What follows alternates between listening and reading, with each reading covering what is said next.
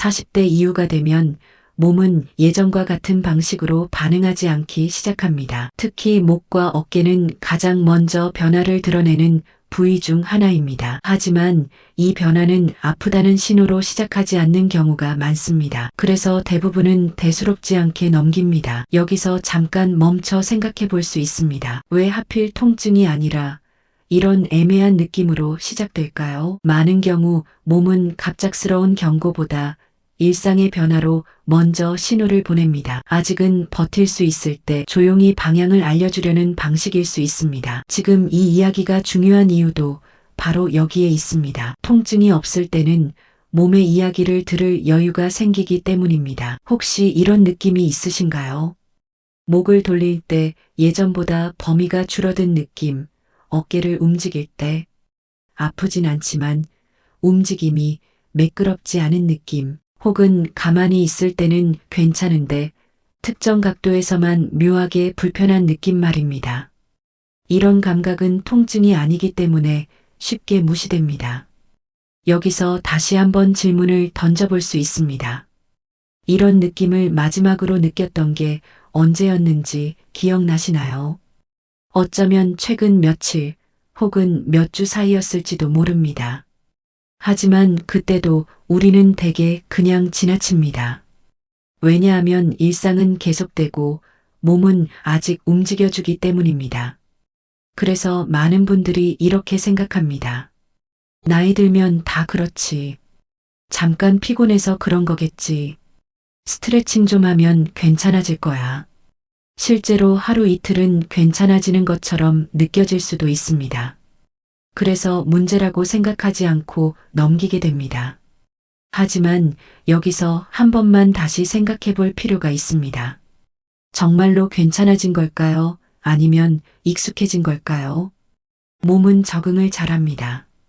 그래서 불편함이 사라진 것처럼 느껴져도 사용 방식은 그대로일 수 있습니다. 이 차이를 알아차리기 어렵기 때문에 변화는 더 천천히 쌓입니다.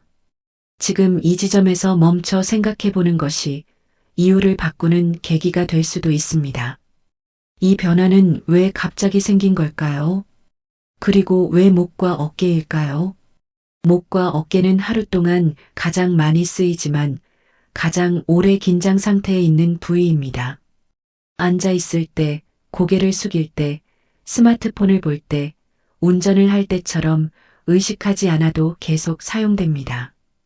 이 점을 일상으로 떠올려 보면 이해가 쉬울 수 있습니다.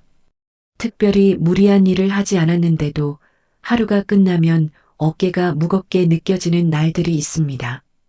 그날을 떠올려 보면 어깨를 쉴 틈 없이 쓰고 있었던 순간들이 이어져 있었을지도 모릅니다.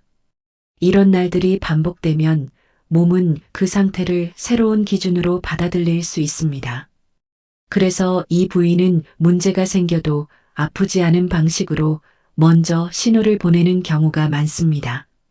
움직임이 느려지고 회전이 줄어들고 힘을 주지 않아도 묘하게 무거운 느낌이 듭니다.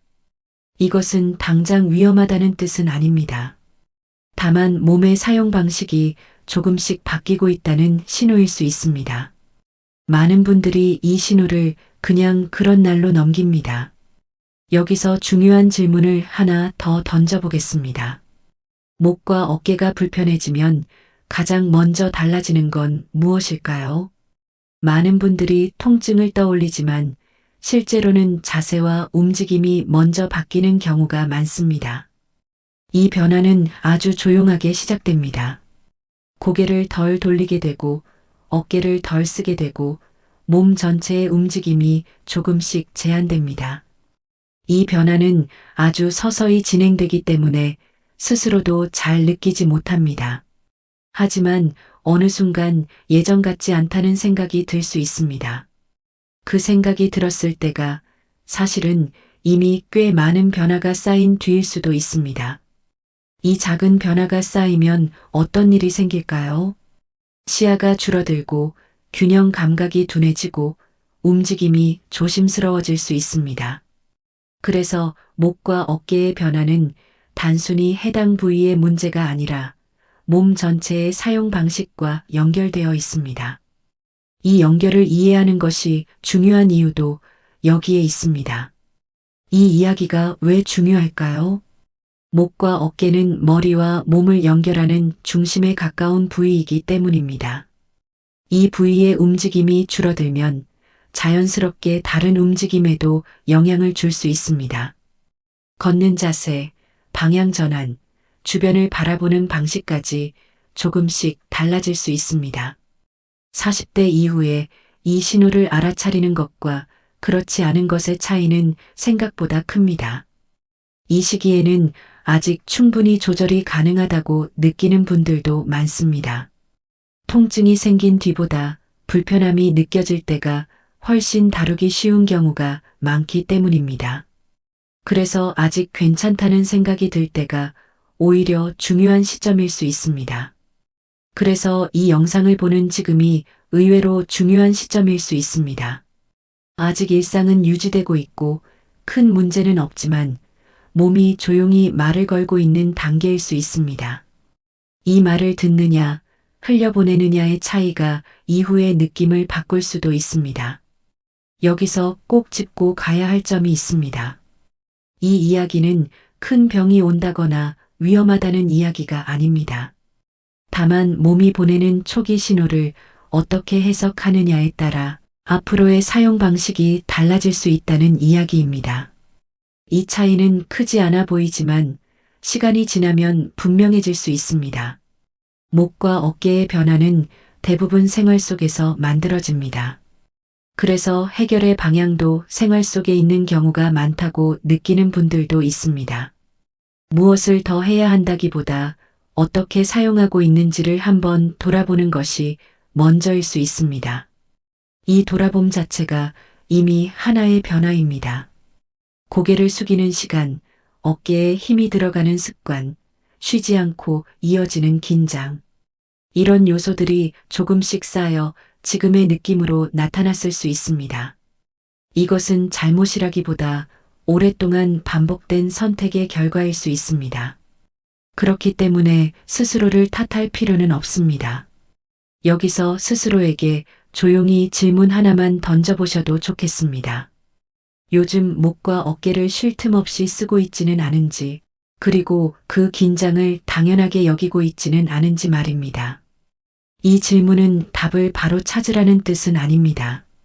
이 질문을 던지는 것만으로도 몸을 대하는 태도는 조금 달라질 수 있습니다. 바로 바꾸지 않아도 알아차리는 것만으로도 시작이 될 수 있습니다. 많은 변화는 이렇게 조용히 시작됩니다. 정리해 보겠습니다. 40대 이후에 나타나는 목과 어깨의 작은 변화는 대부분 놓치기 쉽습니다.